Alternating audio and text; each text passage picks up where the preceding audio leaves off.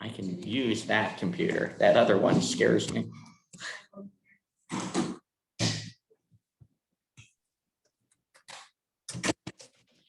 Hello, everyone.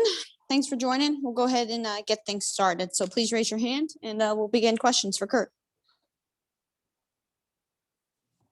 Miles? Hey, Coach. Although it took place at the tail end of a 4-game and 7-day stretch, the Indiana loss was the first regulation loss of the season while JJ was in the lineup. What was the team's mindset following a game that you all felt like you should have won, and what are the benefits of having some time off now to both practice and to let that game marinate for a little bit?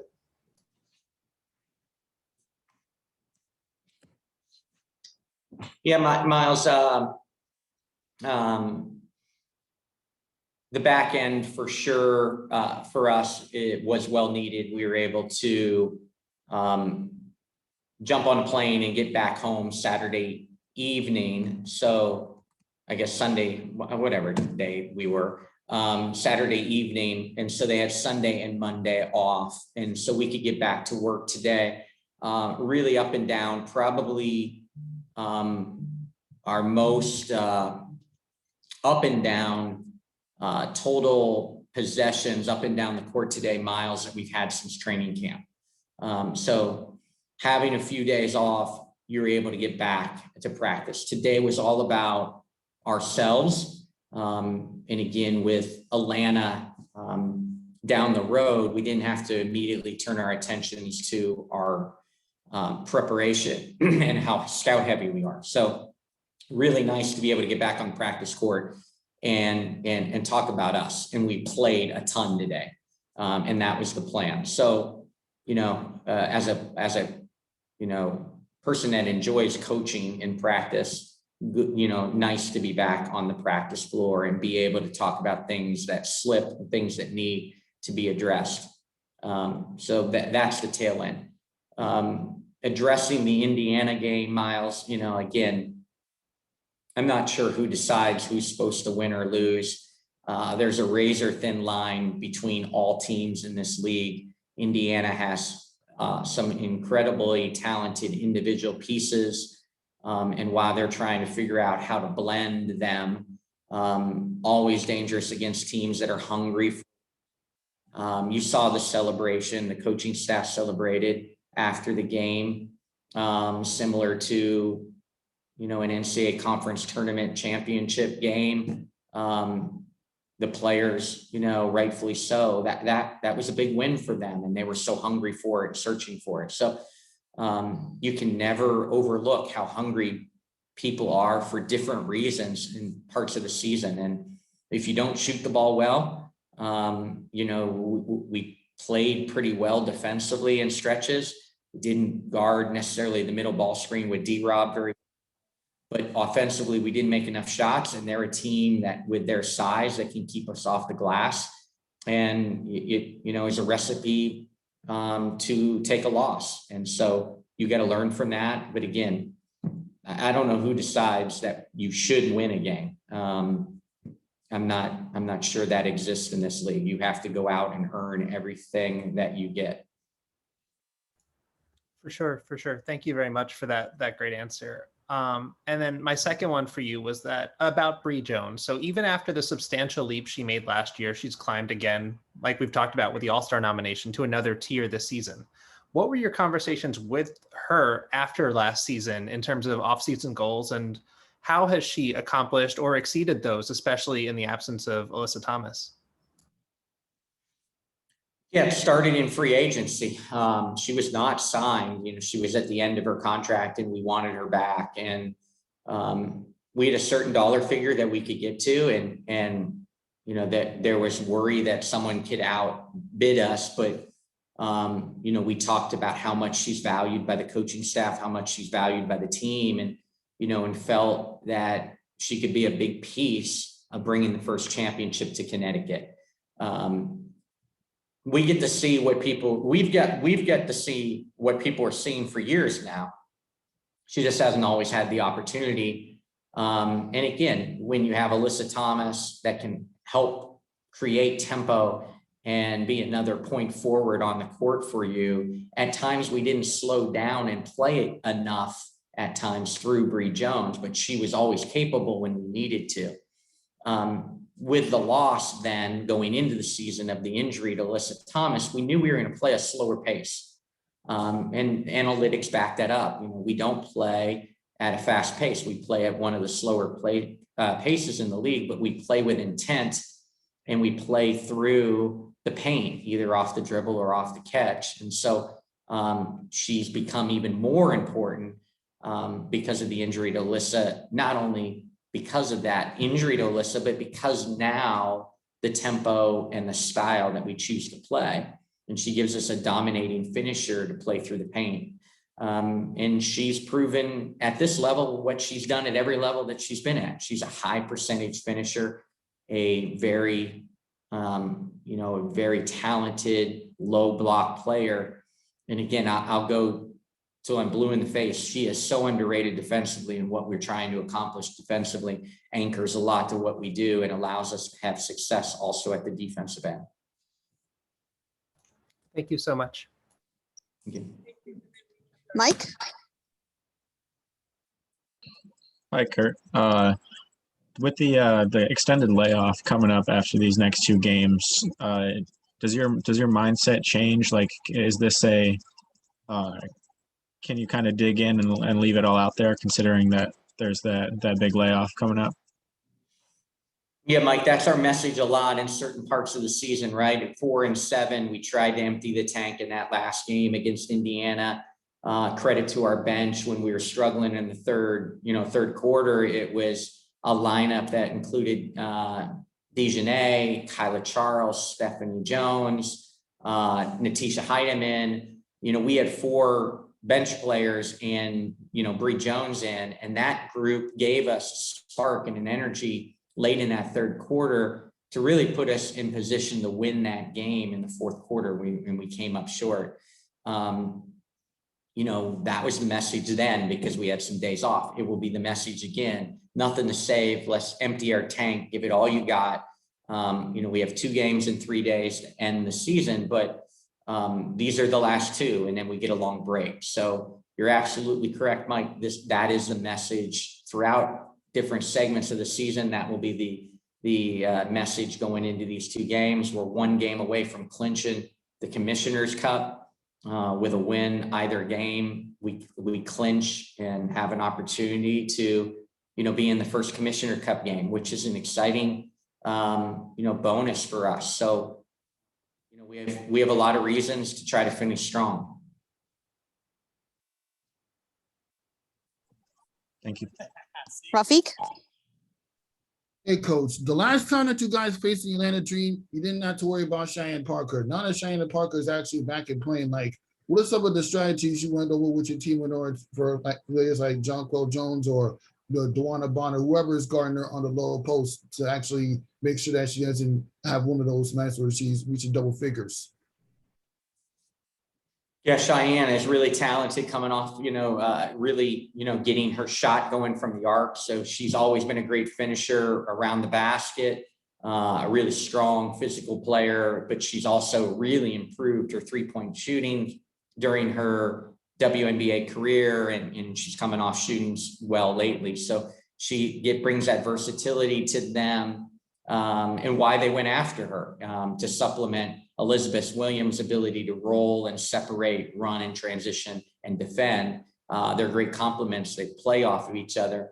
But Atlanta is truly one of the talented teams in the league. It is amazing how much talent they have, off the bench in the post. 2 really impactful players in Mo Billings' energy and Tiana Hawkins' ability to spread you. You got great guard play. Courtney's a first-time All-Star. Odyssey's coming off a 13-assist game.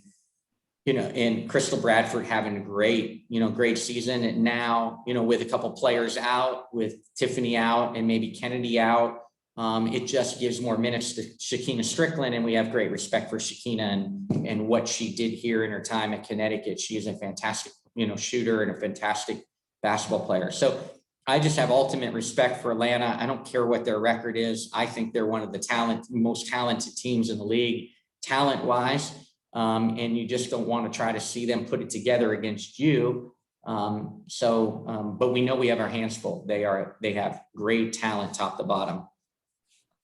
Not to mention the fact that if you win against the Atlanta Dream this year, you can have like one of the best home records in the WNBA with only the Seattle Storm. Well, actually, the Las Vegas Aces.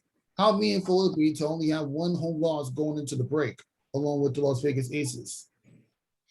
We picked up where we left off in 2019 when we were the best home team in the league. And so we look at it, the last 2 years that we've been able to play in our building, we've really done a great job of protecting home court, really important. I can't wait till after break where we can get our full fan base back. It's very, it's a skeleton crew of loyal, season ticket holders right now, and they make a difference even themselves. But I can't wait till Mohican is rocking and rolling again, because I think we have one of the best home environments that there is in the league. But, taking care of home games, taking care of your home games and protecting your home court is so important in this league, because it is difficult to win on the road. Thank you, Kurt. You're all set. Hello. We'll go ahead and open up some questions for Kyla. Brendan, you can go first. Hey, Kyla, how's it going? Good. How are you? Good, thanks.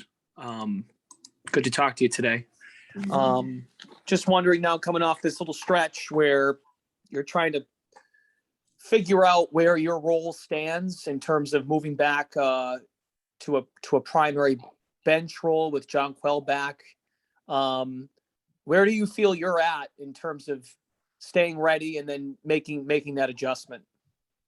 I think I'm in a good place. I mean, I knew JJ was going to return and the starting lineup would go back to normal. So I already had that in the back of my mind. I wasn't really focusing on that, but I knew that was going to happen. And we need JJ, we're going to need everybody. So I just been a great teammate, being positive, just being ready, like you said, staying ready. And when I get those minutes, I'm going to play as hard as if I did start. So it wasn't anything big to me. I just got to make sure I stay ready and I can contribute in any type of minutes I get. And if I could follow up, we just talked to Kurt, obviously, but just a lot of focus on yourselves today with a couple practices ahead of Friday.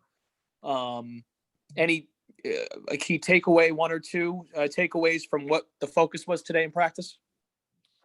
Definitely just on our base defense, our base offense, and just us. We weren't really preparing for Atlanta yet.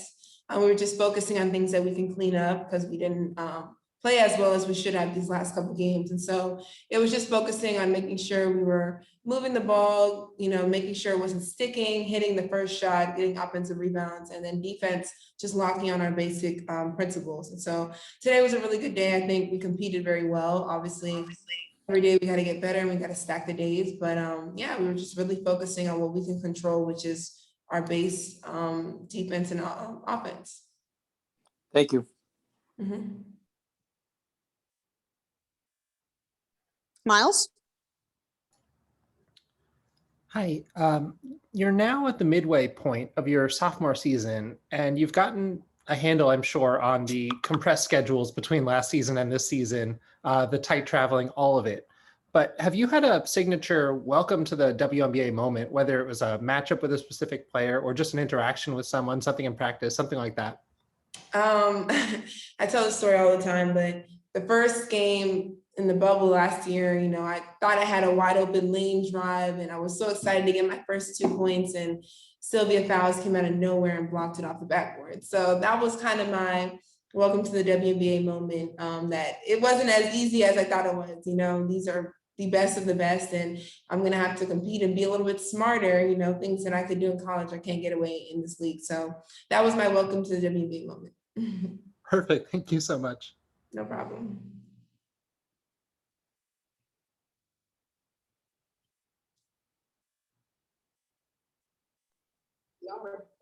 All right. Mike? Hello. With the big break coming up after these next two games for you and for the rest of the team? What's the mindset with these two games coming up? We want to finish strong. These are two big games in terms of us solidifying our Commissioner Cup spot. So we can't, look too far ahead. Yes, we're going to have a break. We're going to be able to rest and relax. And so because we have that break, we need to finish strong and just leave everything on the court. And so it's just tightening up and making sure we're staying focused on these last two games. These are really two deadly teams. You know what I'm saying? You can't sleep on them. If we don't come in prepared, we could take a loss. Like, these are great teams, they're great players. And so it's just making sure that we are keying in and finishing strong so that we can go into our break with a good mindset and happy. Gotcha. Thank you. Rafiq? Yeah, this week we're going to be against Atlanta Dream, and Courtney Williams has been on a tear since the last time you spoke. I mean, she's had her clutch moments. Like, have you ever had a chance to study her game as far as how to slow her down whenever you get time to play and guard her? Yeah, I mean, Courtney is a great player. I definitely watched her when she was here. Definitely been watching her all season. We're good friends. And one thing about, good players and slowing them down is limiting their touches. So we just got to make sure it's tougher for her to get the ball, making sure that our attention is to her, flowing to her, and making sure we're kind of playing team defense on her. So we know she's going to be aggressive. She's going to look for her shot. She's a good player. She's going to hit tough shots. But if we can limit her possessions, that will ultimately help us. Thank you, Kyla. Thank you, guys. All right, we'll go ahead and open up the questions for Stephanie Jones. Rafiq, you can go first. Yeah, I'm pretty much going to ask you the same question that I just asked Kyla. Like, how do you plan to try to slow down Courtney Williams and if you get a chance to guard her? Yeah, I mean, she's a great scorer. She's a great player. So we just got to stick to our game plan, stick to our defense. And it's not a one person, it's the whole team effort. So, yeah. And halfway through the season, you're in the top three in the standings. Like, how satisfied are you with the position your team is in? And what do you think is the overall reason why you've had the losses that you had, including most recently the Indiana Fever? I'm sorry, can you repeat the question? How satisfying is it that your team is in the top three in the WNBA standings? And what are some of the improvements that you guys are working on from the losses you've had, including most recently the Indiana Fever? Mm-hmm. Yeah, I mean, we're in a great position right now, but we know that we can always be better, and I think that's really what we're focusing on this week with all these practices, is focusing on ourselves, what we can improve both offensively and defensively. So, yeah, just trying to get better every day. Thank you for your time. Thank you. Miles? Hi, Steph. I'm working on a piece about your sister for Winsider now, and I feel like you should have the ultimate scouting report on Bree and her game. How have you seen it evolve throughout your life, and how have you seen her excel to get to the point that she's at now? Yeah, I don't think she's doing anything different that she's always done, in my opinion, her whole life. She's always been a really dominant post player. But now I think the main difference is that she's more confident and she's being more aggressive. Like, she's finding her rhythm with this team. So yeah, I think that's the biggest difference. Great, thanks. And I spoke to Bree the other day, and she talked about the moment that she got that call from Kathy, and she said that she was with you and that you got teary-eyed and you both had a private moment together before finding your teammates at the airport, and both Kurt and Bree said that there was just chaos after that. Can you take me through how that all went down from your perspective? Yeah, so we were headed to our game. We were in the airport, and it was just me and her sitting there, and I saw she was on the phone, and I was like, "Hey, Bree, like, who was on the phone?" And she was like, "Oh, well, that was Kathy." And I was like, "Oh, so you're an all-star?" And from there, I was just like, "Oh my God, congratulations!" And like the emotions, like, between the both of us, like, just overwhelmed, and I started getting teary-eyed because, like, I was so excited for her, and I know she worked really hard for this, so very proud of her. Thank you so much.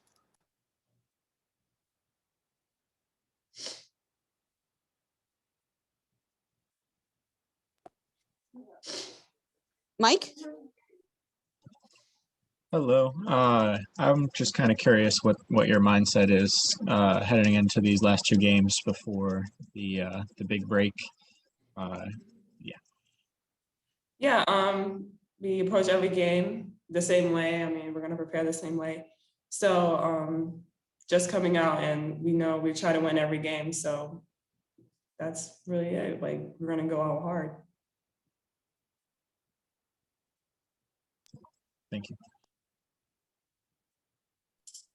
Thanks, Steph. You're all set. Yep, thank